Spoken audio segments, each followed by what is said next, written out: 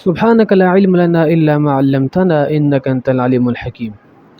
کافر اور مشرک کے درمیان فرق۔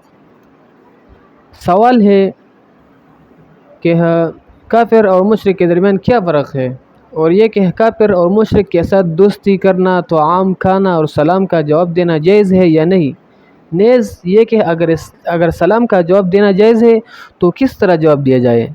اس کا جواب یہ ہے کہ حضرت صلی اللہ علیہ وسلم کے لائے ہوئے دین میں سے کسی بات سے جو انکار کرے وہ کافر کہلاتا ہے، اور جو شخص خدا تعالیٰ کی ذات میں، صفات میں یا اس کے کاموں میں کسی دوسرے کو شریک سمجھے وہ مشرک کہلاتا ہے۔ کافروں کے ساتھ دوستی رکھنا منع ہے، مگر بوقت ضرورت ان کے ساتھ کھانا کھانے میں کوئی حرج نہیں۔ حضرت صلی اللہ علیہ وسلم کے دسترخواں پر کافروں نے کھانا کھایا ہے۔ کافر کو تو خود سلام نہ کیا جائے، اگر وہ سلام کہے تو جواب میں صرف وعلیکم کہا جائے۔